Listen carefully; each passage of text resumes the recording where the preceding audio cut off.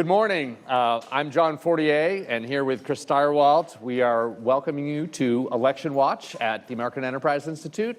As many of you know, and maybe some of you have experienced, Election Watch is the longest running election commentary program in Washington, D.C., starting in 1982. And we've had some continuity, we've had some change with Election Watch over the years.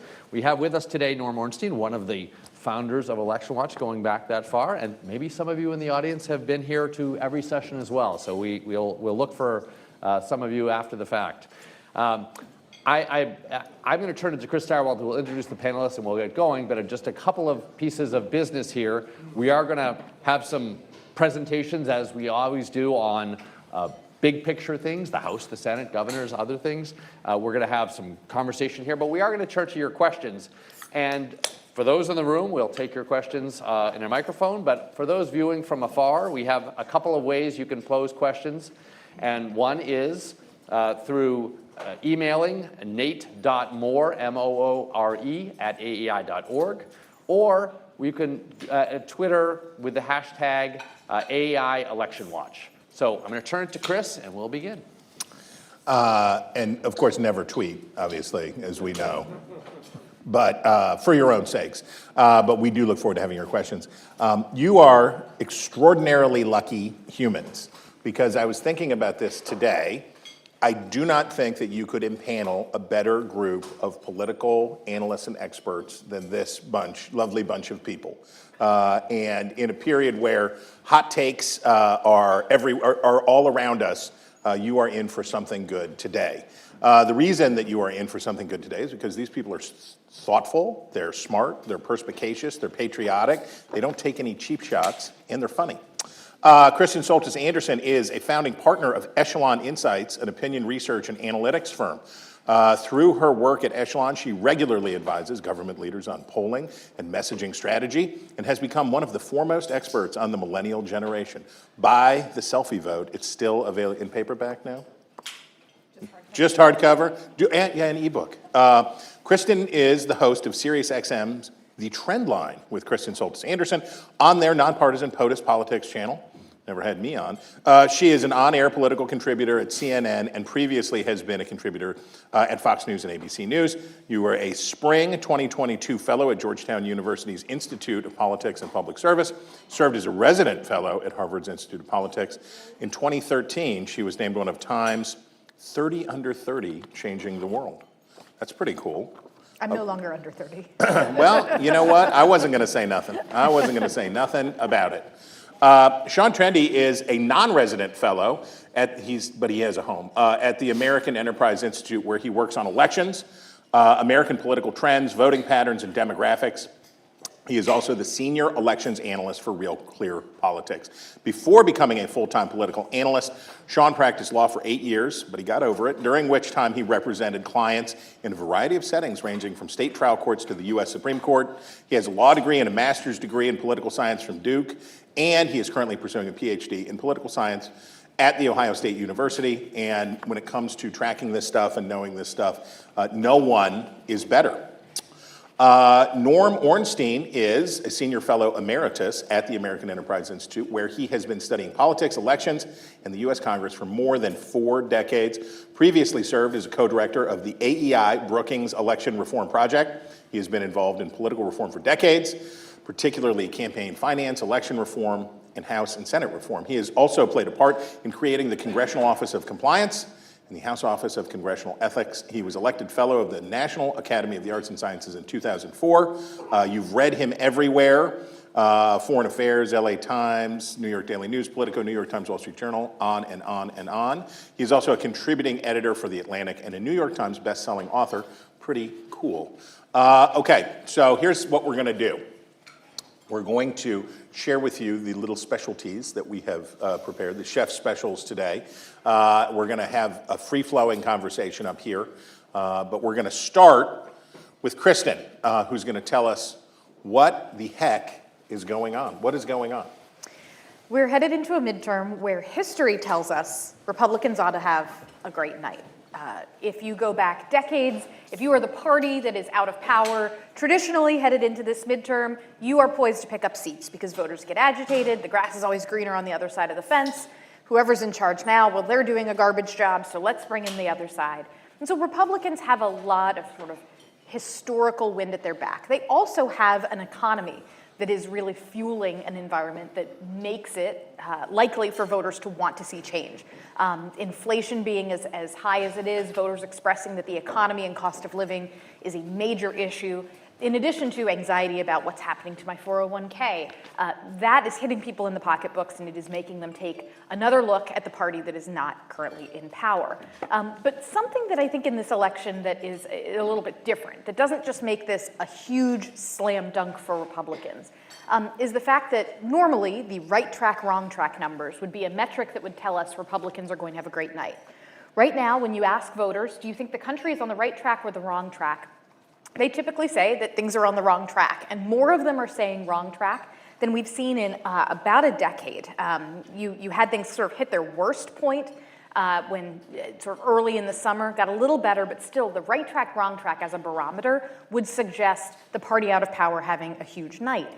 The difference, though, is that you have a lot of people who are avowed Democrats who are nevertheless saying, I think things are on the wrong track. The reasons why they think things are on the wrong track are the opposite of the reasons why a Republican might say things are on the wrong track, but you have a lot of discontent. There's going to be a real pressure on pundits and commentators like us to come up with a single unified theory of what's happening in this midterm. Is it inflation? Is it abortion? Is it immigration and crime? Is it candidate quality? Is it gas prices? And I would encourage all of you to resist the temptation to think that it all comes down to one issue. Yes, it's the economy, stupid, is the line you can borrow from James Carville from the early 90s, and you can generally apply that here. But I think it's about the insecurity. I think it's about Americans feeling like economically they aren't sure what things look like a month or two from now. They aren't sure how much it will cost to fill up their gas tank. They aren't sure what their 401k will look like. And they want some stability and some security economically. In terms of physical security, they're concerned about rising crime. They're concerned about the border. They're concerned not necessarily about foreign affairs generally, that's kind of low in the issue mix, but worries about what if Vladimir Putin wakes up on the wrong side of the bed tomorrow? What happens if China decides that they really would like to bring Taiwan back? What if all of these things start happening? That suddenly leads to that sense of physical insecurity. The world and their community is an unsafe place. And then you have anxiety about our democracy itself. To what extent are we so divided? It's one of the only things I see in polls that everyone agrees on is that we're really divided. Republicans believe election fraud is rampant. Democrats believe voter suppression is rampant. People are concerned that our democracy may be fraying, and they worry that their rights may be at stake, whether it's folks worried about Roe versus Wade, worried about their ability to live out their religious views, and so on and so forth. And so that sense of anxiety that's economic, physical, and sort of anxiety about our institutions is leading voters across the board to feel very unsettled, very insecure, and that is part of why my firm, Echelon Insights, we expect voter turnout to be absolutely sky high in this midterm election. Let me ask you about that. So at the beginning, it seemed there was a consensus in the data that said that Republican intensity was beyond Democratic intensity in the spring. And it seemed like Democrats caught up. Where do we think we are on the intensity gap right now? I still think that Republicans have a tiny advantage, but it's not nearly the kind of advantage that I think you would expect in a big wave election year. That I don't believe that Democrats sort of feel complacent. I believe they feel under siege, under threat, and like their vote counts. I do think a big question mark is going to be, for instance, younger voters. As you noted, that's a specialty of mine. Younger voters, there is some data that I am seeing that suggests they are not likely to turn out in perhaps as great a numbers as they did in the 2018 midterms, or at least as a proportion of the electorate may not be as influential, which would be bad news for Democrats. However, at the same time, you are seeing younger voters, are more tuned in, that they now have, whether it's through social media or what have you, politics is more pervasive in their life. And so the extent to which Democrats can kind of hold together their coalition, I think, is a big question mark, younger voters being a big piece of that. Okay, and just one question on abortion and Roe as a motivator here. It seemed like maybe that was overstated. I can't quite tell. There's some contradictory evidence here. Do we know about, it's women, it's independent women, who is being driven by this issue and how much are they being driven? So that was a big driver of younger voters. And the fact that it has faded as an issue out of the headlines, I think, is part of the reason why you may be seeing that enthusiasm for voting falling a little bit among younger voters. But I also think the narrative around, Dobbs has completely changed the election. It may have been a little overstated, but I think another thing that has helped is you have not had a rash of Republican candidates really stepping in it on this issue. Now, I believe that perhaps last night in the Pennsylvania Senate debate, you had Dr. Oz kind of hand his opponent a quote around the issue of abortion that is likely to be on Pennsylvania airwaves. I will allow my other panelists to dig deeper into that race. But I don't think Republicans are sort of out of the woods on that issue, but I do think that they have blunted some of the damage that it could have caused. All right, now my friend and colleague John is going to walk us through the House, and he's going to tell you, if you're going out to Vegas, to bet the line on the number in the House. John is going to give you the inside, so when you go on your FanDuel account, you can make a mint. Well, Vegas would actually not be a crazy place to think about some of the races that are up for grabs. But so Kristen did a good job laying out some of the big picture issues in terms of how big a wave this is going to be. I want to say a few things just historically about what the House might look like, and then delve into some more specifics. So first, it's the midterm election does go against the president's party. That's a very strong trend. Only 3 times since the Civil War has the president's party gained seats. Those 3 times have been when the president has been dramatically popular, nearly 65% job approval ratings for both Bill Clinton in 1998, George Bush, W. Bush in 2002, Franklin Roosevelt in 34, I'm going to stipulate, was very, very popular. Those are the only cases where you actually gain seats with a party in the White House. Other institutions, the Senate doesn't follow it quite as strongly. The state legislatures do because there are more races. But the big point is a president in the White House is usually not good for the party running for the House. And as things are worse, as the president's job approval rating is lower, things are even worse. And by that measure, all along, so the last year and a half, we should be looking at what is a very good Republican year. Joe Biden's numbers are still not very good. There was, I think, Kristen pointed correctly to the low point for Joe Biden, which was really kind of in the late spring, where there was a drop even further down into the 30s of job approval rating. A little bit of a bounce back, but things are still not that great. Now there are contradictory trends that we saw over the summer. Worries about abortion. There were special elections that went one way. People looked, I think, at the generic ballot a bit and said, well, maybe it's not as good for Republicans. What I think you started to see is while those may still be factors, you've started to see a little bit of a return to the fundamentals. The number of seats that we're talking about that Republicans are going to gain, the forecasters are upping those. We're moving seats into the Republican column. The place where money is being spent is on races. Henry Olson, sometimes a contributor to us here, had a column a couple weeks ago, have been in seats that are pretty Democratic. And I note that we saw today, or in the last couple days, a number of Democrats giving money to Julia Brownlee.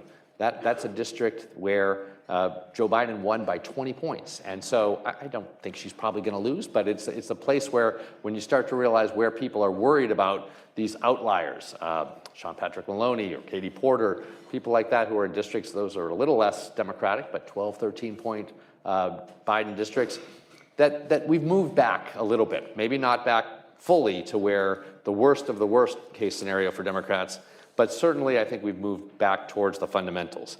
I'm a little more bullish for Republicans than maybe some of the forecasters. I think a 15-seat loss for Democrats would be a good day for them. I think that they should be happy if they only lose 15 and therefore lose the House.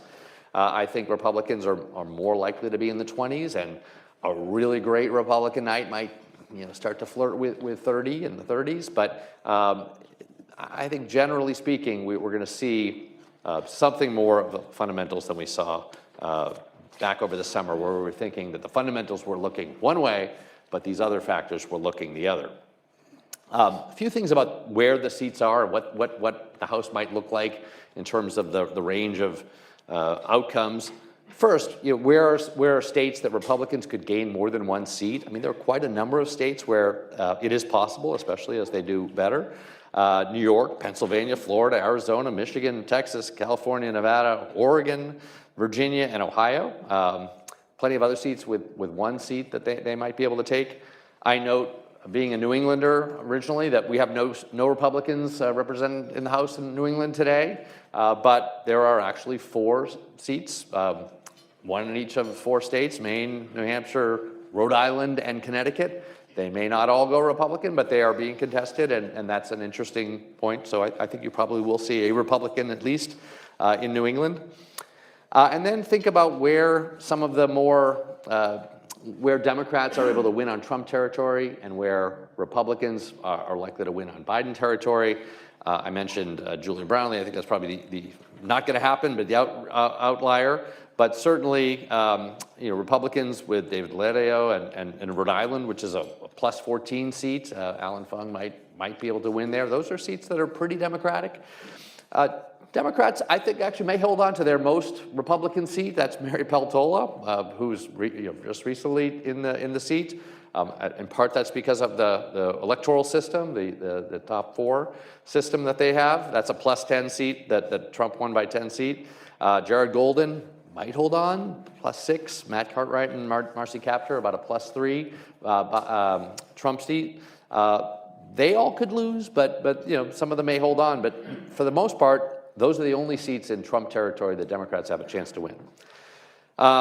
So let's, if we thought about the GOP winning all of the seats that go up to about a Biden plus 7, that would be, Biden won by 4.5 points. That would be a kind of 2.5 point swing to the Republican side versus neutral.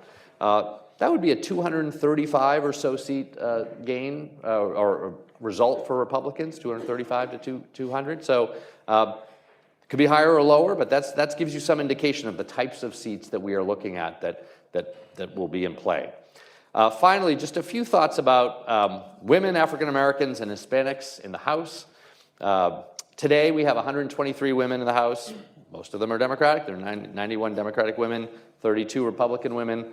On the Democratic side, I think that's probably going to be remaining about the same. It could go down, but it's not likely to increase.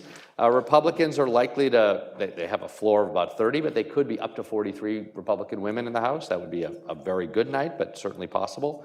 African Americans, are 56 African Americans in Congress, where all but 2 are Democratic.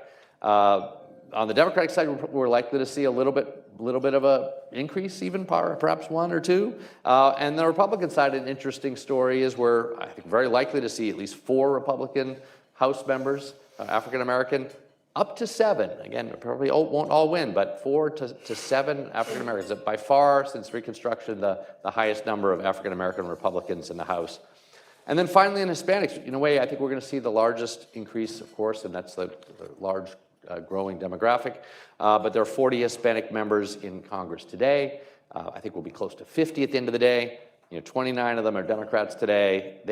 There will be more Democratic Hispanic members, a minimum of 30, maybe up to 37. The current 11 Hispanic members on the Republican side are also very likely to increase. Certainly they'll keep 9, but I think up to 16. So you will see changes. I think the changes will be more to the Republican side, but you'll see these underlying changes as well. How much, John, did the reverse coattails of Joe Biden, as Republicans, as you listen to Republicans talk, and they are thinking about those wonderful years for them, like 2010, 63 seats, they had in mind at the beginning a big year. But part of the reason that those numbers don't seem to be in reach is that in 2020, Republicans did better than expected and won back some seats that they had lost in 2018. So when we look at the universe of seats that are really in play, what are we talking about? 30, 35, in that range? Yeah, I mean, you're right. The fact that Republicans are within spitting distance of the 218, or about 213 if you count vacancies, that is already a very high watermark, meaning some of those seats have already taken in the past. Yes, I think we are probably, I think we're talking about a universe of 45 or 50 seats. Some of those are outlying, but they're mostly on the Democratic side. But there certainly are a few places where Republicans are struggling to hold on. Some perhaps in Ohio, which maybe Sean can talk about. But yes, I think it's a smaller playing field, and the realignment that we had. It took a long time, but very conservative Democrats holding Republican seats, which were some of the seats that lost in 2010, 2014, at the kind of end of that transition. Those aren't there either. So I think the playing field is smaller, but the wave is pretty decent for Republicans, and therefore will lead to some gains. I think that's a very right analysis. I think that's a very smart man, and you ought to listen to him and get right on your betting app. I'm going to make you listen to me talk about the gubernatorial elections now, but you got a free lunch out of it, so that's how it goes, folks.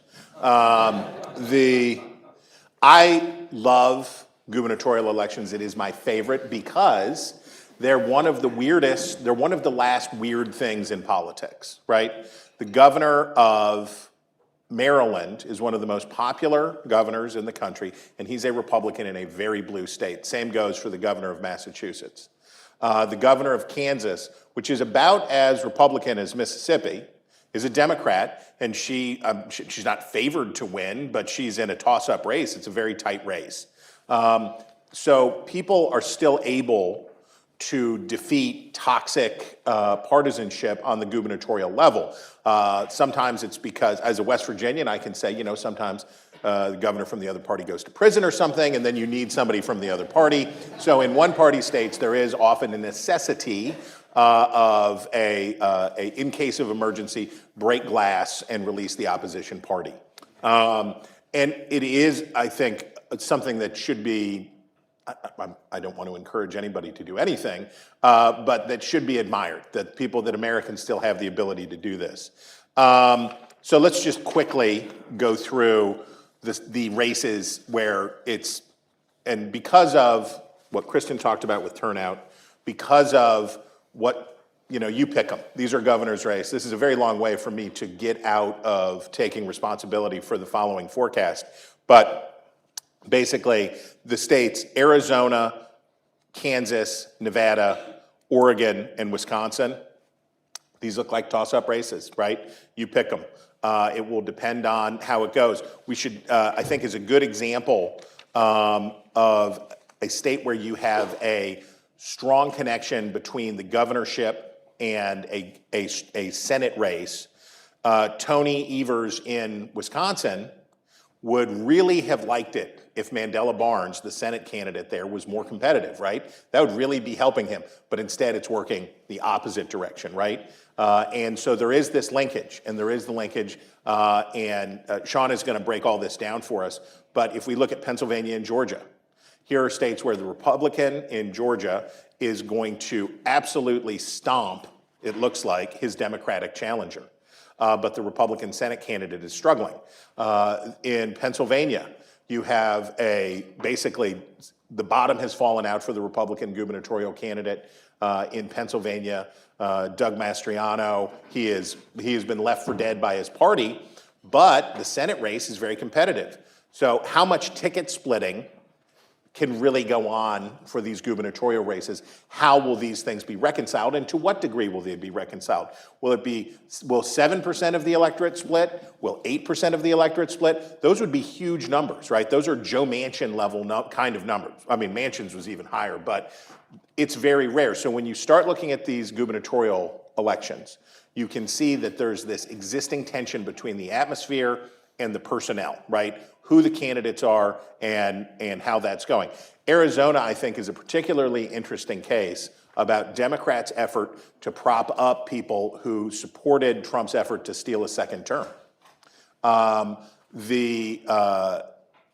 Ducey, who is the term-limited incumbent, is a normal Republican. He's a normal conservative Republican.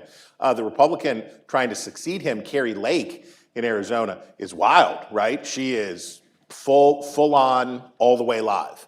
And the Democrats nominated Katie Hobbs, who is the state's the state's Secretary of State, and she has turned out to be a real flop, right? So what Democrats in Arizona thought was, Carrie Lake will be easier to beat because she's kooky. She'll be easier to beat. Then they didn't pick a good candidate. She won't even debate Carrie Lake, right? And Democrats in Arizona are quite correctly anxious about what could happen in a swing state, electing a governor who is enthusiastically would like to abet in the theft of some electoral votes, right? So she is, much like in Pennsylvania, this is very concerning for Democrats. It should be very concerning for Republicans. So this is an example of the backfire for the Democrats in overestimating how easily it would be to beat some of these people.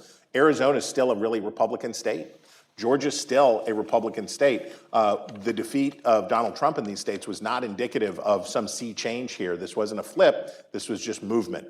Other ones just to think about, Oklahoma, do keep an eye on Oklahoma. Kevin Stitt, I think he'll be fine. The incumbent Republican governor in Oklahoma will probably be fine. But it's gotten a little weird out there. His challenger is pretty impressive. Joy Hoffmeister has really been on him about crime, and this is another thing to remember. Democrats only belatedly found out that they could use crime as an issue to their own advantage. And she has really given Kevin Stitt hell over the fact, and she had a great moment in a debate. She said, we have a higher violent crime rate in Oklahoma than they do in California and New York. And Stitt said, can you believe she would say that about Oklahoma? Fact check, mostly true, entirely true. And Democrats have only belatedly in these races found out, and by the way, crime as an issue works great for governor's races. Senate, it's a little more tenuous, right? You're making the connection between who your senator is and what crime rates are. But if you have an incumbent governor and crime is high, Democrats waited too long to say that. Ron DeSantis looks like he's just gonna bomb Charlie Crist back to the Stone Age. That looks like that is, whether he has a fan under his desk or not. Beto O'Rourke will cost Democrats another $100 million or whatever into a sinkhole in Texas. New York. I don't know. I would have told you 2 months ago that there was no way that Lee Zeldin would be competitive with Kathy Hochul, but I don't like as my colleagues here have pointed out, the climate's turning a little Republican, a little more Republican-y here at the end. The momentum keeps up. Zeldin is a absolutely tireless campaigner. I don't know. So that will be one to watch too. And I can only promise you, at least one gubernatorial election this year will be bizarro world that no one saw coming. Somebody will just win a race and go like, we weren't even watching that one. And that's why I like to get to cover the governor's stuff. And that's why I took it for myself. I was going to ask you. You've hinted at it. You mentioned Oklahoma, New York. What's your race outside of these toss-ups? That if you had to say, what's another one that really comes on the board? I'm not sure you're really willing to go there with Oklahoma, even though it's interesting. Maybe New York, but is it? If I hadn't said that, I would have said one of those two. But I will say, if we're doing that, I'll say Maine. Why not? Right? Maine is weird. Maine is like the West Virginia of New England. And Paul LePage has a certain kind of appeal. And if it's another thing here is the giving up part, right? So the way that you have strange things happen is that one side or the other gives up. If Democrats in Pennsylvania give up because of the Senate race that they're focused on, that has down ballot consequences. If people stay home and so Maine could be a place like that, and who the heck knows, and it's going to be fun. Speaking of weird, what about Oregon? Oh, yeah. We definitely should talk about Oregon. I want to get everybody's names at least mostly right. Okay, so in Oregon, we have term limited, and she struggled at the beginning, but basically is finishing fine, Kate Brown. So we have an independent named Betsy Johnson, and I don't want to say that she is like the mad bomber of this race, but she just doesn't care. And everybody's like, well, you're going to ruin the Democrats' chances, and you're going to let Christine Drazan, is that right? Ms. Drazen, that the Republican is going to get past Tina Kotek, who is the Democrat, and that you're creating this opportunity. And she is a very liberal, unabashed, I'll put it this way. If you saw her, you would not think she was from a state other than Oregon, right? And I mean that with a lot of love, right? I mean that with a great deal of love, but no one would be like, you're probably from South Florida. No, she is definitely from Oregon. The trail mix is real. And people are responding to her message, which is, these people stink. We shouldn't have to put up with these packaged, blow-dried politicians. And it's having some, and it looks like she's taking more from the D than the R. And I don't know, but I'll be watching. I'll be watching. As a French Canadian, I appreciate your Maine reference, although I am across the border in New Hampshire, but close enough. The poutine floweth even still. So we're turning to Sean, and Sean is going to walk us through the Senate races. Yeah, so it's always a homecoming coming back to AEI, because I did the math, and it can't be right that I was a research assistant here 25 years ago, because that would mean that I only had 2 more months to get my 50 under 50, and I just don't think it's going to happen. So, but seriously, for the research assistants here, I always do this spiel at the beginning. It takes like 30 seconds, but you will never have a better place to be in your early 20s, early 30s in your life. It's just a fantastic opportunity to work with and see presentations by some of the country's best scholars. The Institute, unlike some other places, goes out of its way to bring in scholars from the other side of the spectrum. You can be introduced to topic areas you've never even considered. In 1998, I was a research assistant for an economist, but I decided I wanted to do a presentation on the 1998 election. And that was the first time that I ever gave an elections talk, and here I am. So make the most of your time here. I also have friends for life. People who I'm still Facebook friends with, catch up with when I come to DC. So it's a fantastic place to be.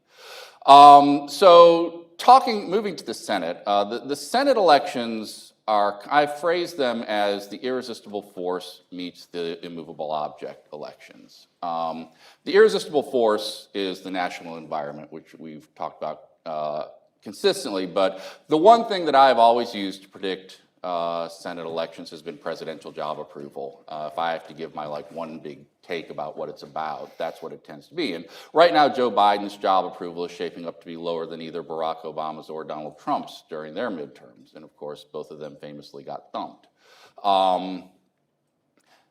But against that is the immovable object, which is that these Senate candidates on the Republican side are terrible.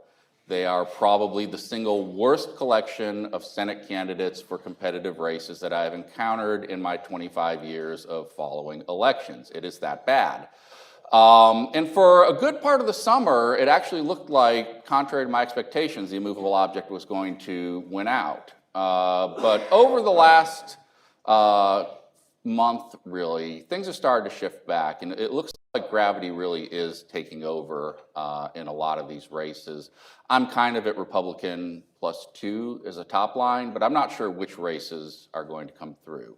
The battle for the Senate really comes down to 5 Senate seats that are at the core, and then a Senate seat on either side that's at the periphery. Probably, I think the best. So we started out with the 50-50 Senate, perfectly balanced. Republicans have an edge, I think, in the Nevada Senate race, where Adam Laxalt is the grandson of a Nevada senator and son of a New Mexico senator. He is a candidate who can appeal to both the Trumpy wing and the establishment wing. And that's, I think, why he's the candidate that's doing well, is he's the one Senate candidate who really is able to put a foot in both camps. He's been leading his opponent, Catherine Cortez Masto, who's a first-term senator, pretty consistently, although narrowly in the polls. He could lose. If there's a poll error, he could easily lose. But right now, he is, I think, the front runner in that state. What used to be my countervailing Senate race was Pennsylvania. And in the car ride over, I gave a lot of thought to how I was going to talk about that. And it's a little tough. I think if you haven't heard about the debate last night, John Fetterman had a stroke in April. He disappeared from the campaign trail for about 6 months, and this debate was kind of considered to be his opportunity to put concerns about his health to rest. He did not. His opening line was, for the intro speech everyone memorizes, his opening line was, "Good night, everyone." And it was, my first reaction was chuckle, but it was like that for the rest of it. It was, someone should have stopped the fight. It was just sad. On the other hand, Dr. Oz, yes, that Dr. Oz, all he had to do was stand back and forget Fetterman was there and just kind of give stump speeches to the questions. And there's the old joke, you know what the difference is between a surgeon and God? God understands that he's not a surgeon. Oz decided he would go in for the kill, which was just bad. He had a snippy comment about, "I'm sorry I didn't do that slowly enough for you to understand, John," which I think was probably something he had been fed on the assumption that Fetterman would be performing well, or else they wouldn't have allowed him to debate, and he just didn't have the thinking on his feet enough to say that's just not appropriate for what's going on right now. He also, and this was alluded to earlier, he also had a line where he said that he thought abortion should, and this is like a parody of what pro-choicers say pro-lifers believe. He said he thought abortion should be a choice between a woman, her doctor, and local elected officials. Needless to say, that is going to be like every commercial you see in Pennsylvania for the next 2 weeks. I think enough undecided voters probably saw Fetterman and just decided he's not up to the task that Oz becomes a favorite right now. My one caveat, though, is that it was so bad that he was sympathetic. And there's a real chance that, if Republicans pick up the kind of, aside from Republicans pouncing, the other media narrative about Republicans is, are they going to overplay their hand? But this is actually a chance where Republicans really could overplay their hand. And they have to be very careful how to handle this in the next couple weeks. And I'm not sure they can resist. All right, so that still, in my mind, leaves Republicans up 1. You have these other 2 Senate races, one in Georgia with Herschel Walker, bless his heart. Now, Herschel Walker did kind of the opposite of Fetterman. He has been on the stump speech, and he was saying things like, the reason we have bad air was China took all our good air and sent their bad air over to us.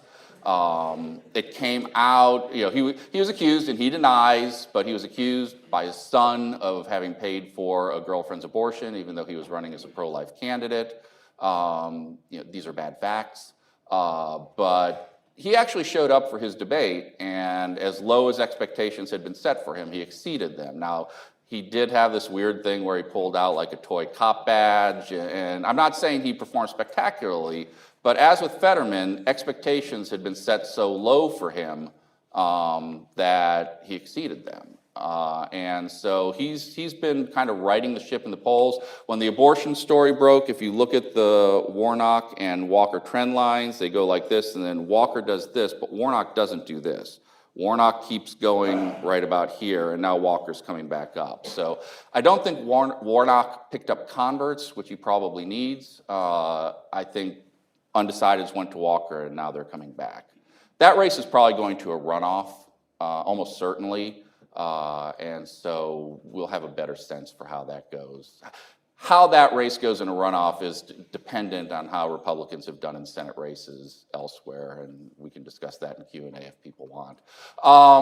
That leaves Arizona, where Republicans nominated Peter Thiel, invested heavily in Blake Masters, and then after he won the nomination, Thiel was like, okay, congratulations, and walked away, leaving Masters unfunded for, the establishment hates him, so he's not raising any money from normal sources, and he just kind of foundered over the summer. But as gravity has taken over, that race is closed to within a couple points as well.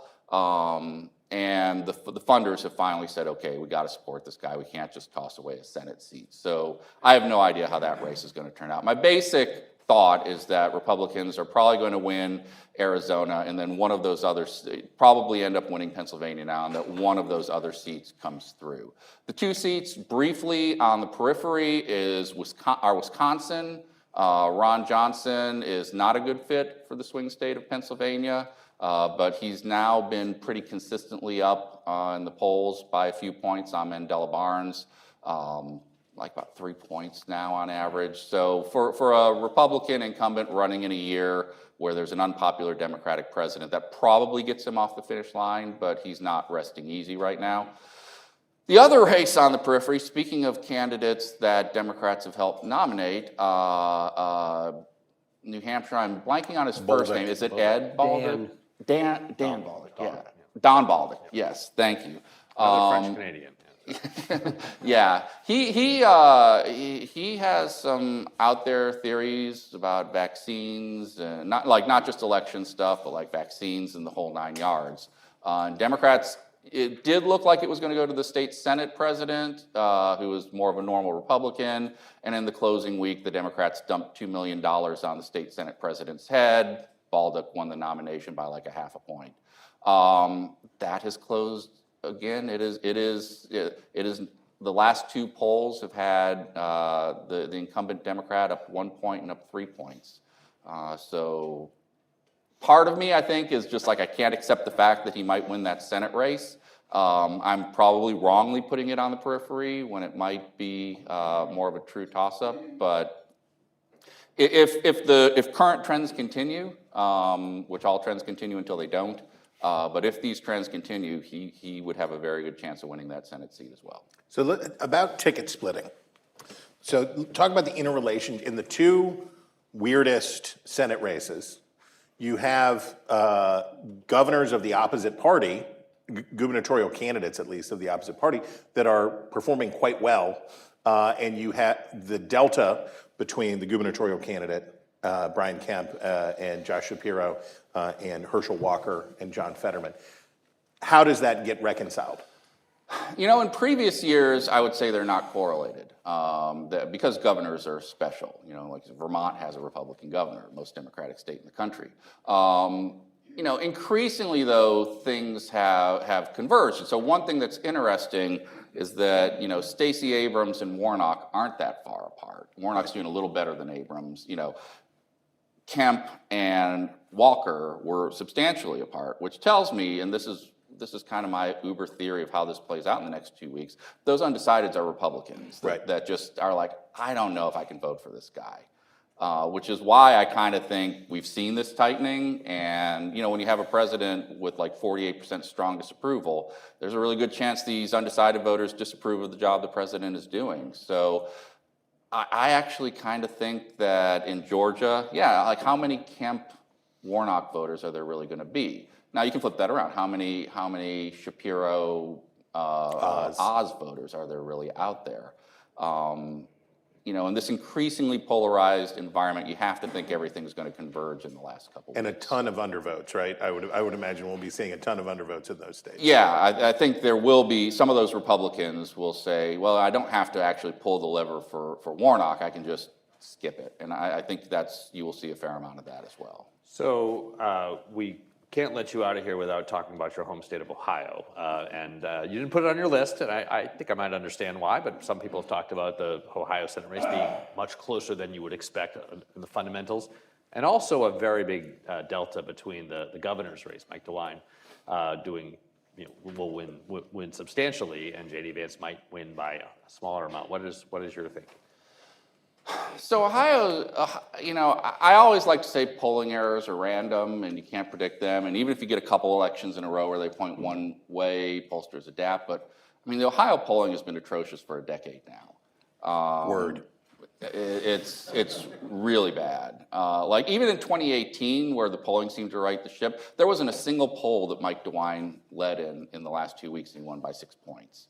Now the contrary case is that Tim Ryan comes from Youngstown, which is like the swing area now of the state, which is a very weird thing to say. So he might overperform, but gosh, at the end of the day, the fact that Ryan is at 44 and Vance is at 46 or 47, I think this is a classic race where it probably ends up Ryan gets like a point or two up to 46 or 47, but Vance wins by 6 or 8 points. But that was, we've talked about bad candidates. I was, that primary, just like, that was the worst primary of my lifetime. Like the ads, J.D. Vance, Josh Mandel, who was this quintessential establishment candidate who just decided he was going to be Trumpy just because, and was just terrible at it. And he burned money at one point. He had a video where he said buy Bitcoin, and he like lit a $10 bill on fire on Twitter. Yeah. And people were still like, I don't know, J.D. Vance though, I don't know. So it was really, that was a doozy. Yeah, it was, Mike Gibbons challenged someone to a fight on the debate stage. Anyway. It was real. Okay, now, I think we've got an idea about which way the wind is blowing. It's Republican, but how Republican? Norm Ornstein knows a lot about what happens when you have changes, when stuff goes on. And now he is going to give us, the lay of the land. If things were to go, as I think the four of us have concurred, things were to go that way, Norm, what's going to happen? Thanks, Chris. First, let me say, this is the 40th year that we've done this, and I was present at the creation, but we have a creator here, and that's Carlin Bowman. Hear, hear.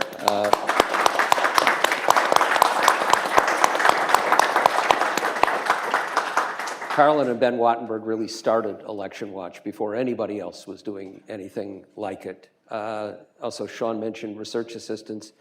One of our own, Andrew Rugg, is sitting here in the front row, and Andrew helped a lot with Election Watch when he was here as well.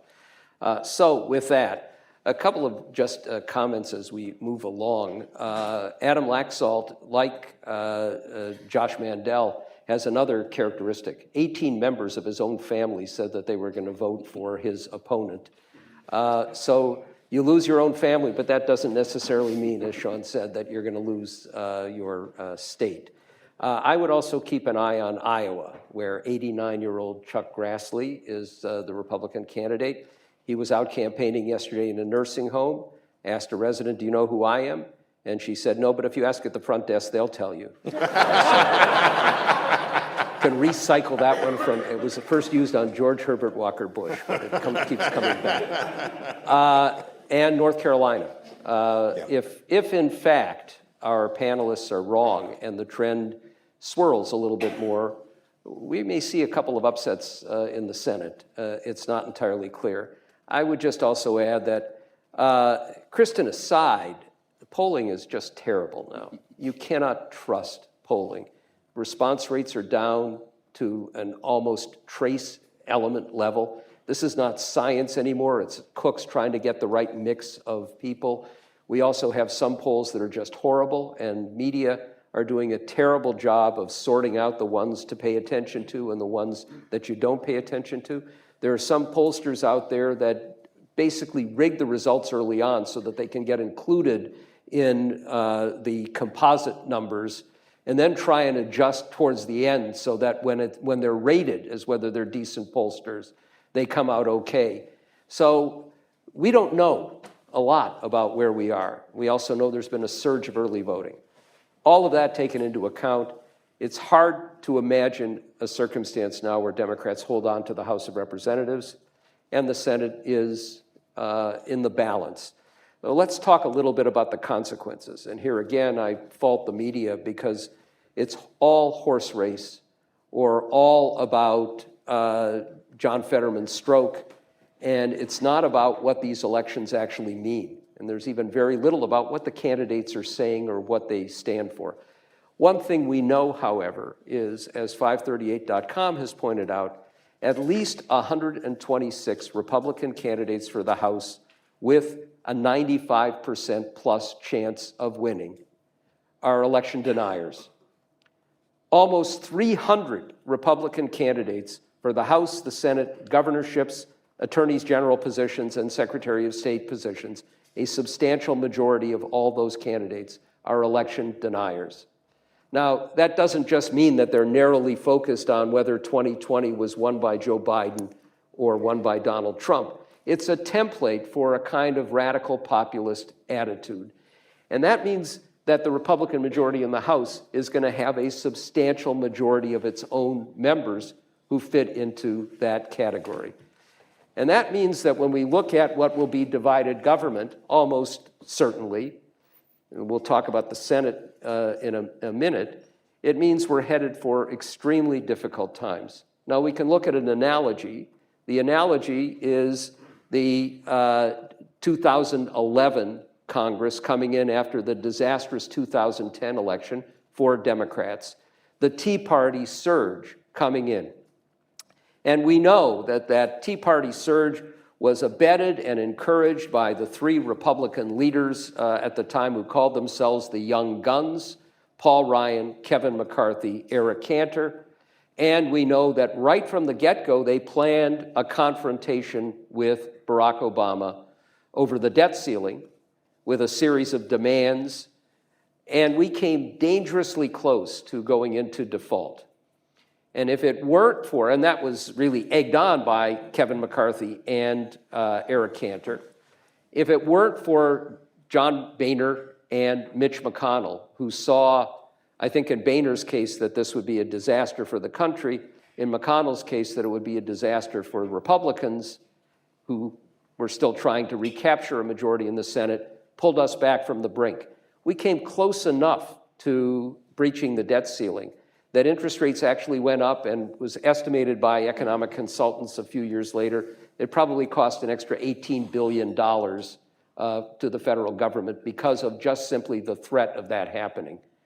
And the biggest question mark we have heading into next year is, will we get a repeat of that? And I would say we will get a repeat, except we will come much, much closer to the abyss. Back then, the Tea Party group, that populist conservative group coming in, was a driving force in the Republican majority, but not the majority of the majority.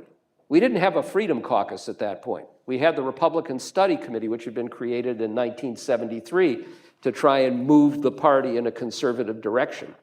2015, in the middle of that revolution, we got the Freedom Caucus because the right-wing Republican Study Committee wasn't right-wing enough. Now we have another group that says the Freedom Caucus isn't right-wing enough, but I would wager to you that the Freedom Caucus or its equivalents will have a majority of the majority, a substantial majority of the majority. Back after we came back from the brink, Jason Chaffetz, then a key Tea Party person in the House, said, "We weren't kidding. We would have pushed us over the cliff." They didn't, but this time they might. And one of the big questions that we're going to see in the lame duck session after the dust has settled from this election is whether the two parties, and in particular, Mitch McConnell, who understands the consequences of this, will work with Democrats to try and get a fix to the debt ceiling. We're the only significant nation that actually has a requirement that you increase the debt ceiling every time you come close to where it is. And if not, we could be headed for extraordinarily difficult times. Now, let me say in addition, we're going to have divided government. We will probably have divided government, and I still think it's more likely than not,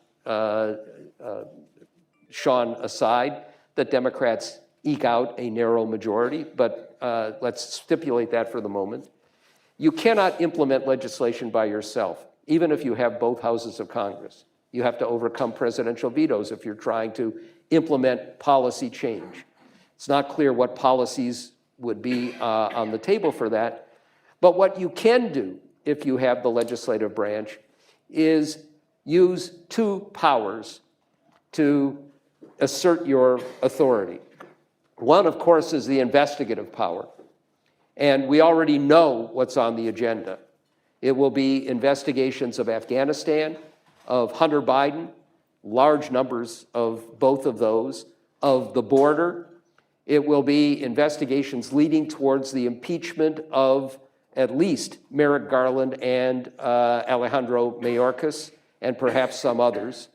And we will see a lot of investigations that have been promised by Jim Jordan, who will chair the Judiciary Committee, and Kevin McCarthy himself has said that he wants to give Marjorie Taylor Greene a prominent position on the Government Oversight and Reform Committee, which itself is a major investigative outlet. The second is the power of the purse, and it's using that leverage. It's the debt ceiling and it's spending itself. We already know in the works is an attempt to cut back on or cut out aid to Ukraine. And we also know that both the debt ceiling and the appropriations are going to be used as leverage, probably to try and force at least resignations of some cabinet members, but also to try and bring about fundamental change in Medicare and Medicaid. Kevin McCarthy himself has said that it's using the debt ceiling to try and dramatically change Medicare, Medicaid, and Social Security. These are going to be non-negotiable items, but we are likely to see, I think, government shutdowns, at least for periods of time, targeted appropriations. It won't be every appropriation, but an enormously contentious time. Now, it may be some things below the surface that will get done, but in actually more than 50 years of being immersed in this process, I have not seen a dynamic as potentially destructive as this one to governance in the broadest sense at the federal level. Now, if Republicans take a majority in the Senate, they have an additional power, of course, and that's the power of confirmation. So we know that there will be no more judges during the final 2 years of Joe Biden's term. And we know that we're likely to see significant disruptions in the administration itself. What happens in every administration in a 4-year arc is after 2 years, you see a lot of turnover. Cabinet members, sub-cabinet people, a lot of others leave. They leave before the end of the term. Sometimes they're just tired. Other times they're looking for the next opportunity and want to leave before the end of the term. Now, normally what you hope will happen if you're a president is that you will have filled all the lower ranks, the third, the fourth, the fifth levels, the deputy assistant secretaries, so that when the assistant secretaries and the undersecretaries or the cabinet officials or the agency heads leave, you've got people who are already confirmed and in place where you can move them up. And even if they're not confirmed for their new position under the Vacancies Act, you can move them as acting people. A lot of those positions have not been filled in the Biden administration. Some of them, even at the lower levels, will leave. And that will mean if they don't get confirmed, or if the people coming in don't get confirmed with any timeliness, because they can be dragged out or they can be blocked entirely, is that you could have a hollowed out administration, where you have a Congress and a president that can't work together to make legislation work. You use executive action. It's going to be much harder to use executive action if you can't have your own people in place to actually administer those jobs. Now, what will all that do to the electorate is one of the most interesting questions that we have. I think one of the reasons that we've seen this populism not just emerge, but persist through bad times and good times is this sense that government just isn't working. And one of the consequences of this, too, is that 2 generations of younger voters don't think much of democracy. And we know that we're getting close to a majority of people, if polls are to be viewed as accurate, who think that a strong leader who's unelected would be better than a weak leader who was elected. We're moving closer to a point where the dysfunction of government is going to make autocracy seem more attractive. So the consequences for this are not just about what happens in the next year or two, but much more broadly for what kind of a republic, if any, we will have looking ahead towards 2024 or 2025. And I just come back, as Chris was talking about governors, if some of these election-denying governors, gubernatorial candidates actually win, and keep your eyes on the Supreme Court with the independent state legislatures doctrine and cases moving forward, the consequences for the 2024 presidential election become quite significant as well. So So have a nice day. So to sum up, yeah, I was gonna say, sum up, you're optimistic, is that? Yes. Yeah. One follow-up, you talked a lot about what Congress might do, but, you know, we've had both Clinton in 94 and Barack Obama in 2010 lost their majorities. And I would say that they took different stances after the fact. Clinton, I think his both politics and some of his legislative initiatives changed to be somewhat more conciliatory, and Barack Obama was more of the view that he could continue with his stance. I think that's sort of an overall take there. They both won re-election, so it didn't hurt either of them. What do you think Joe Biden's stance is going to be? What is his politics, or what is his legislative program going to look like with at least a partially Republican Congress? Well, First, let's keep in mind that there won't be a legislative program. I mean, basically. Biden is a 36-year veteran of the Senate. He still basically believes in the legislative process. But as you've seen over the last few months, he's also recognizing that it's not what it was. And I suspect that he is going to be more combative in his public approach here, and he will try as best as he can to use that executive authority. Here again, one of the other factors to keep in mind is we now have a Supreme Court that has changed its fundamental view of executive power, perhaps changing its view because there's a president and executive they're not quite as happy with.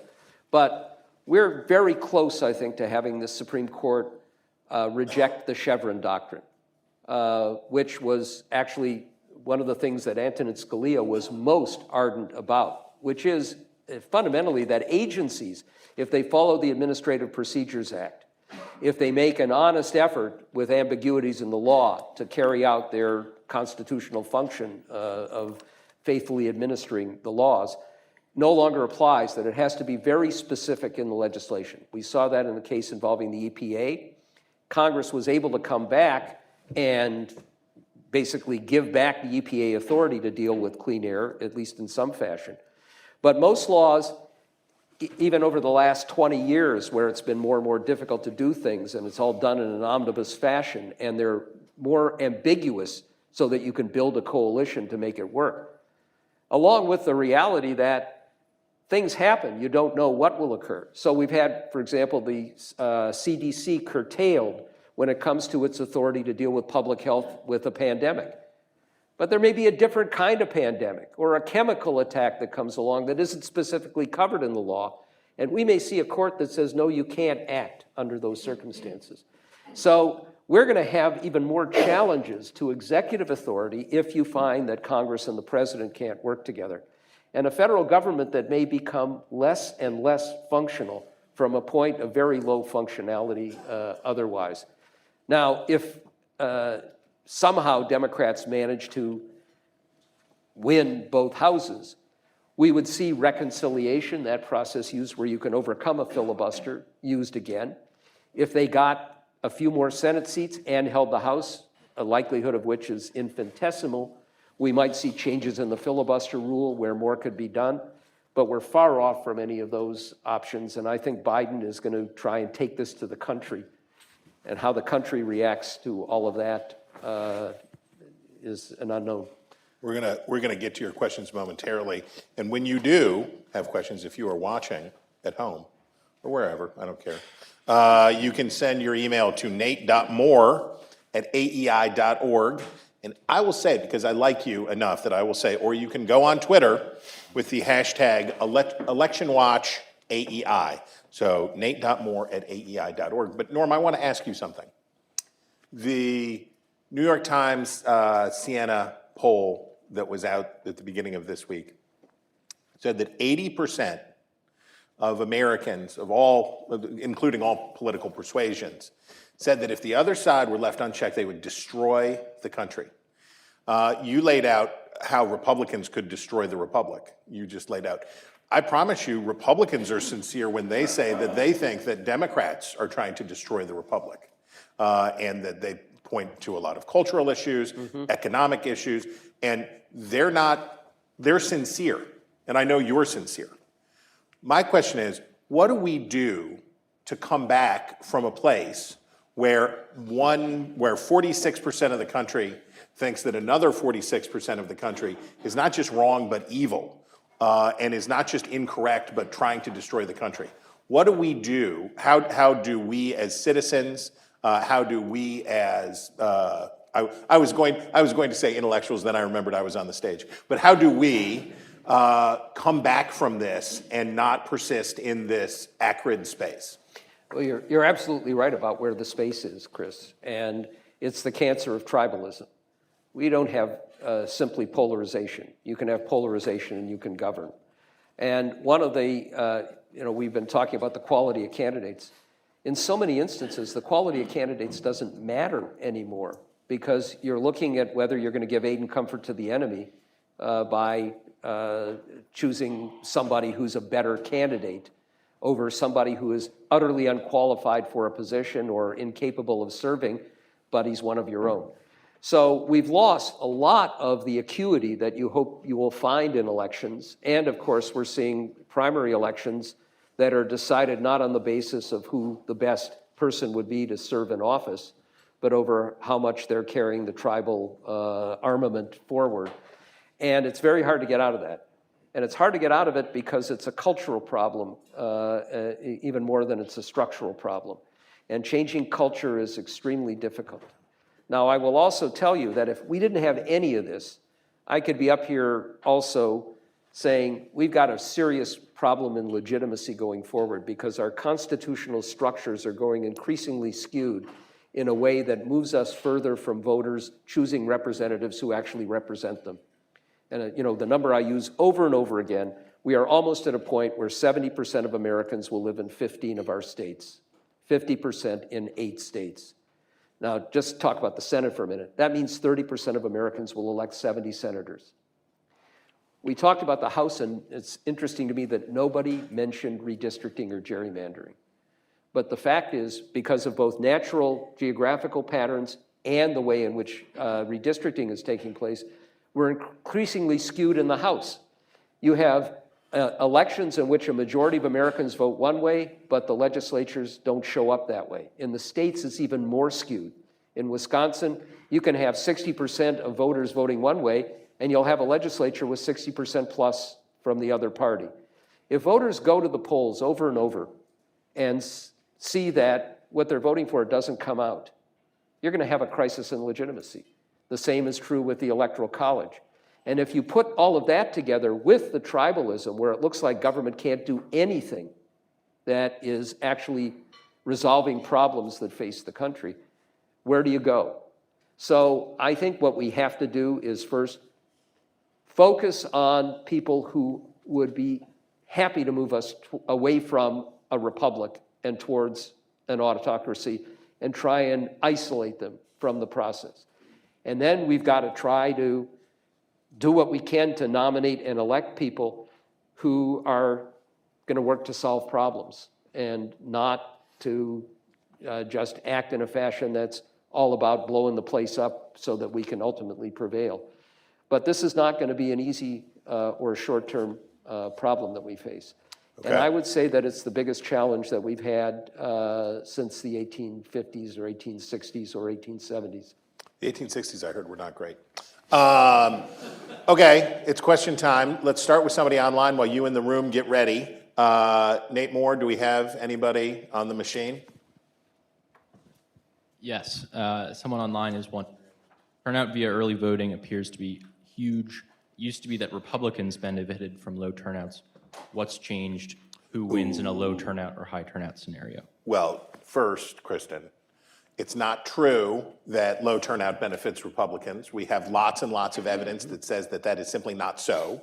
But anyway, why don't you field this one? Yes, in addition to that, I would encourage everyone to exercise great caution reading anything into early vote data that is coming in. Because it is true that perhaps a decade ago, early voting or mail-in voting was perhaps a little more split between the parties. Then during the 2020 election, you began to see Republicans, sort of the idea of mail-in voting and early voting, get a little bit poisoned on that side. But it's entirely possible that it's coming back. We don't yet know. And so I would just encourage everybody, you'll see people say, Republicans must be doing quite well because all of these red precincts, look at how much early voting is going on. Take all of that with an enormous grain of salt. And in addition on that, so basically in the presidential election in 2016, 40% of the votes were cast early and absentee. Then it went to about 60% in 2020. There's like a 50% increase. We don't know. We don't know what percentage is going to be early. Do we have permanent shifts in pandemic voting post-pandemic? Who knows? Get a hunch and bet a bunch. Okay. And last, just simply, I think caution is warranted because people showing up early means they might not be showing up later. And so it says nothing about the overall turnout, and it doesn't say anything about the differential turnout. So again, I agree with the caution. Early voting has predicted 5 of the last 2 good Democratic years. See, these are the jokes. These are the jokes. Lunch and a show. Not bad. Not bad. Not bad. Who in the room has a good question? Oh, right here. This young lady right here. Hi, I'm Eliza Astro. I work at Third Way. So I'm interested in why you all think that Democrats have lost their gains since the summer.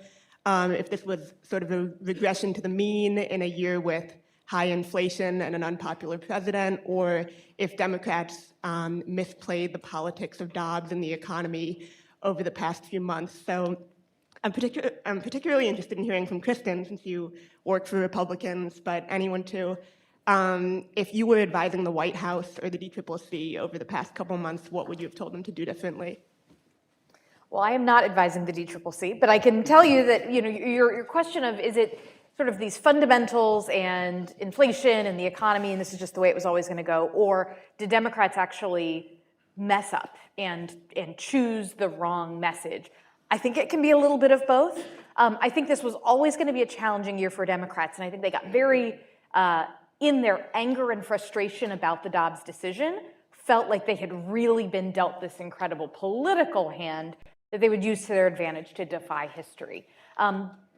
But there's questions of, one, did that peak too early? Did the anger and just palpable frustration around that decision, has it burned off a bit as it has fallen out of the headlines? There was a chance, again, that some of these states passing laws that would have gone one direction or the other, or candidates going out there and sort of putting their foot in the mouth on the issue could have kept it alive perhaps more than it has so far. And so I think by going kind of all in on this is the thing that is going to save us the election meant missing out on opportunities, like Chris mentioned earlier, to go on the offense on something like crime or criminal justice. There are opportunities that may have been missed in the sense that Dobbs had just opened this opportunity that would allow them to defy gravity. They may have gone too far there, and now, as gravity reasserts itself, it's hard to come out and say, no, actually, here's my message on inflation. It's maybe too late in the game to make that pivot. And I would reassert John's point here about, I think a lot of what happened was the Democrats were owly about Joe Biden, and they were crabby. They didn't like how it was. They thought he had not been progressive enough. There was a lot of Biden complainerism that was inside the Democratic Party, which is why you saw the college or the student loan forgiveness. This is why you saw that speech in Philadelphia at Frankenstein's Castle. This is why you saw all of that stuff, because he was trying to get Democrats to reengage. So I don't think, Norm, what do you think? I don't think that the gap, I think those Democrats were always going to come home and be Democrats, right? That they were sitting out or saying that they were going to sit out or saying that they were undecided, but those were Democratic votes in the end, right?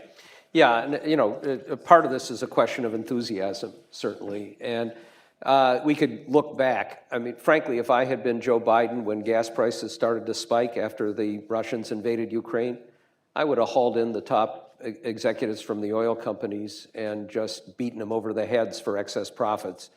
Show you're fighting. And that's, I think, one of the reasons why Ron DeSantis is doing as well as he is in Florida, despite a lot of things that should not be working to his advantage, because people think he's tough and he's a fighter. That's how you get your enthusiasm levels up. Dobbs worked. We don't know in the end. I mean, we may look back on this and say it actually stayed strong. The Kansas referendum was quite striking. Mm-hmm. But you know, we're living in a world where issues last for 5 minutes or 10 minutes unless they come right back in front of your radar screen. And I think the inflation issue, because of gas prices and food prices, if you're a family that goes paycheck to paycheck, you see this every week or every day. It's a really destructive thing for a party to have to deal with. I'd come back as well to the crime issue, and I think you know, Chris is absolutely right. Democrats could have used this issue to their advantage, and they ignored it. The gun violence issue after Uvalde and some of these other examples is something where you could use to say you're tougher on crime. It's been used in a few instances to great effect. They've given away issues that might have put Republicans a little bit more on the defensive. And then the other thing just to keep in mind is whatever you see early on, partisans come back home. Right. And so where Democrats were doing better, we were going to see a lot of those Republicans move back towards them. I will add just, you know, we were reading a lot of tea leaves over the summer, sort of trying to fit things into a narrative. And the special elections, I think, probably is another place we got a little bit off on that. Those special elections, they all have particular characteristics, but, you know, they were also held at the same time as primaries, which brought out a whole different set of people. And so I think, you know, we started to add up a bunch of things that said, look, there's all this good Democratic news against the fundamentals, and you know, it wasn't all as good as we were thinking back in July and August. Are you suggesting political analysts would overinterpret data in the absence of, I can't, that just seems far-fetched. Never, we would never do that. We would never do anything like that. Okay, let's do another one in the room before we go online. Okay.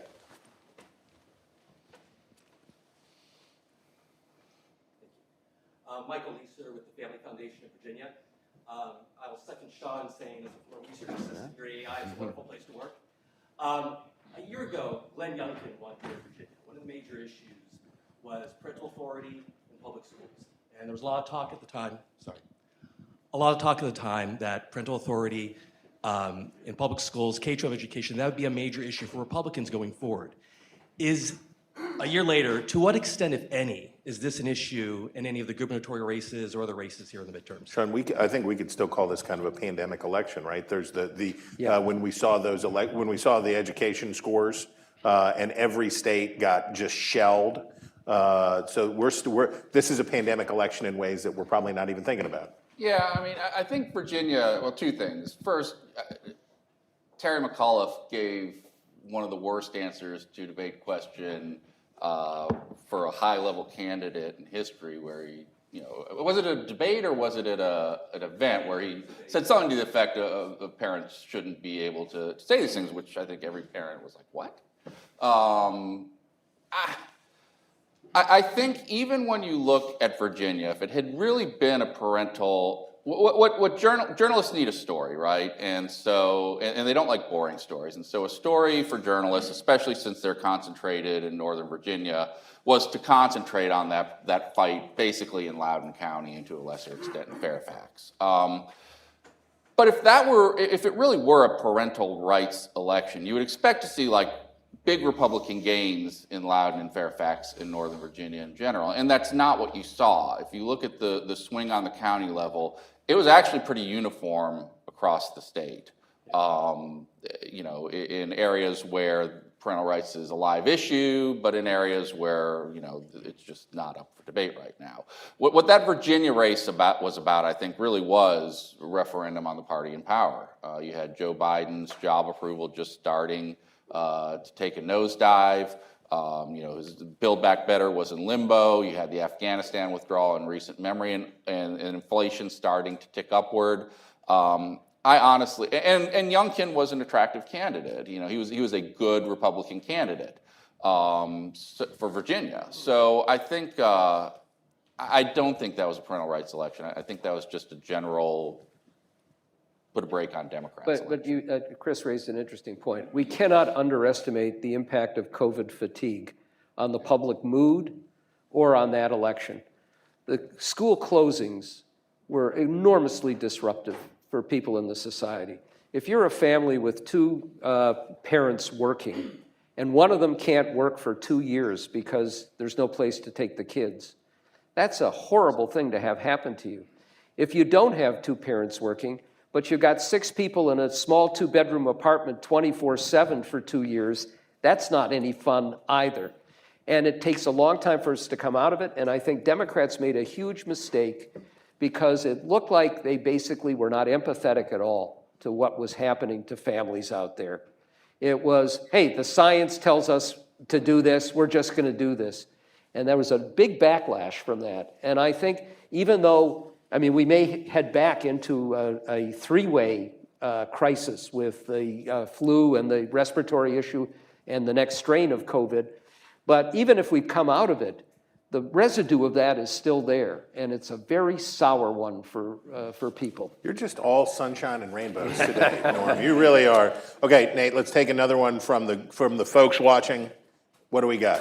Yeah, Gary, watching online, wants to know more about the Utah Senate race. Does McMullen have a shot, and why hasn't Romney endorsed Mike Lee? Oh, okay, Mr. Senate expert. Yeah, so, Mike Lee defeated incumbent Senator Bob Bennett, who by any measure was a very conservative Republican, had a couple of apostasies, like the flag burning amendment. I can't remember if he was a balanced budget. 17th Amendment. Anyway, he got upset by Mike Lee in 2012 or 2010. Lee is now being challenged by Egg McMuffin or Eglish McMuffin. Evan McMullen. Evan McMullen. Evan McMullen. Yes. Who is taking the stance that independents always try to take, and it always works until the very end, which is, I'm an independent, I'm not going to side with either party, I'm going to just chart my course, I won't be voting for a majority leader. And I think people really like that up until the point where they get to start thinking about the voting booth and they get to start thinking about which party they really want controlling the Senate. Utah is still a very, very Republican state. It doesn't like Trump one bit. I think it'll be a closer race than you would expect, but I suspect by the end, people will decide that Mike Lee's the Republican and Evan McMullen is the Democrat, and it'll be like 54-46. And as for the Romney component, Mike Lee was totally uncool to Mitt Romney throughout much of Mitt Romney's career to this point. And I'm sure Mitt Romney finds it absolutely hilarious that this guy who used to torch him is like, how dare you not endorse me, sir? How dare you not endorse me? This is one of the advantages of being a quarter billionaire, is not caring when people get upset at you. Okay, who in the room has a great question? Okay, he's been diligent right here, up front, plus he has a good sweater on. Can we get a microphone to this gentleman right here? Right here. Thank you. Leon Peace is very quick, but do you get the sense that in this election, to use a Nixonian term, there is a silent majority out there who, in the privacy of the voting booth, may in fact reject this Dobbs doctrine that's been being discussed? John, what do you think? Sorry, reject, I didn't hear the last part. The Dobbs, I guess the Democratic anti-Dobbs. Sort of like we saw in Kansas, where there were 220,000 or so voters who came out that didn't vote in anything but the referendum and the Kansas primary. Are polls missing stuff? What's going on? Yeah, I mean, I guess I'm a little skeptical that there's a big group out there that isn't going to vote. First of all, I think we're going to have high turnout. I don't know what high turnout means exactly. We had our highest turnout midterm election 4 years ago. That was about 50%. So maybe we won't reach that, but I think we'll be on the very high side for historically. And that means I think there's not a lot of people out there that aren't coming to the polls. More people are coming to the polls than we expect.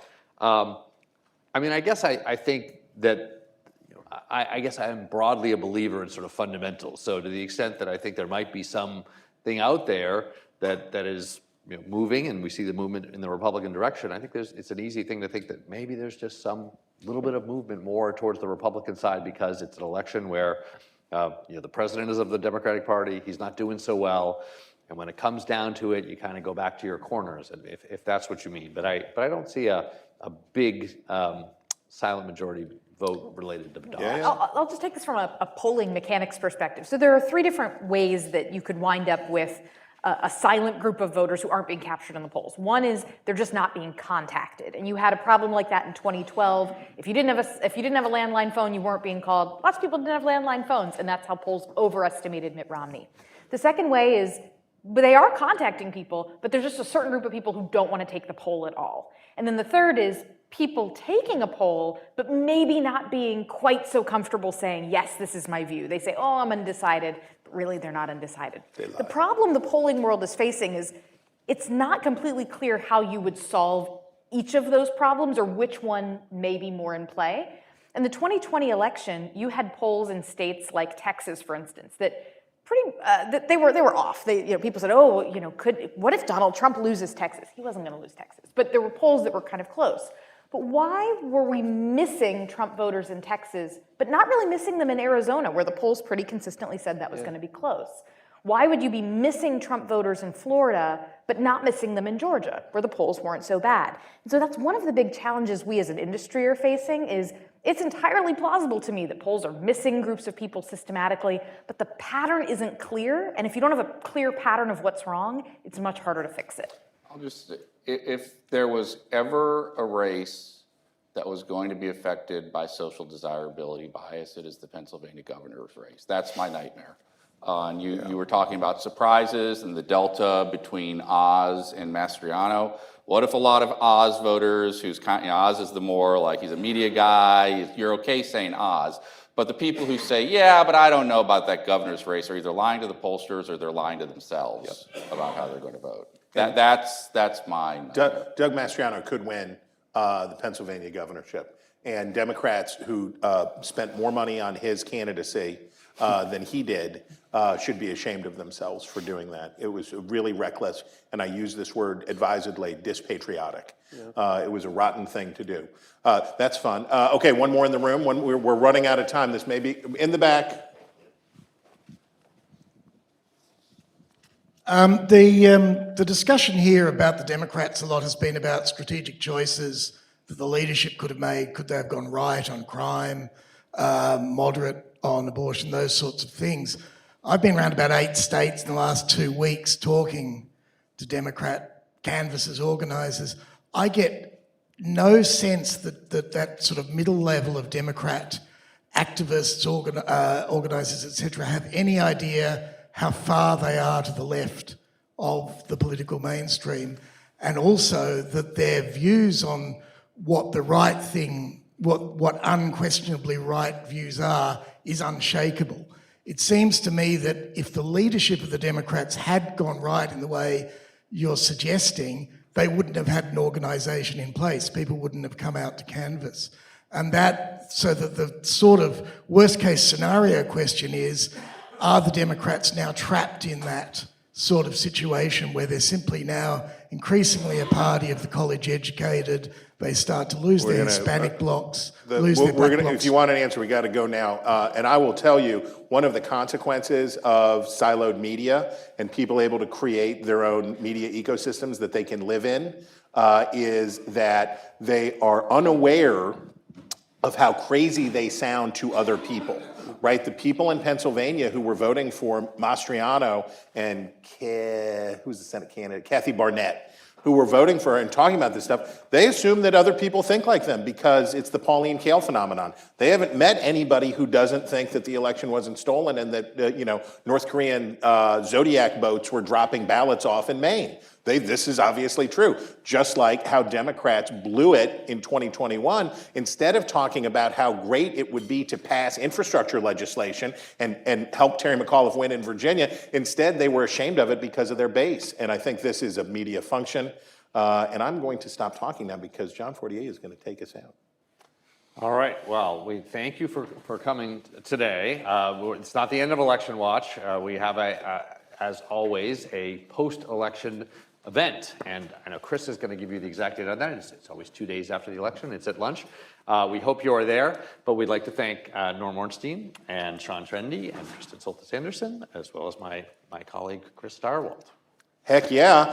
Thank you all for tuning in to this Election Watch. Join us again on Thursday, November 10th, where you will also get a free lunch, where we'll also have post-election analysis and another wonderful set of panelists. Whit Ayers, the Republican, and our colleague Rui Teixeira will be with us on stage.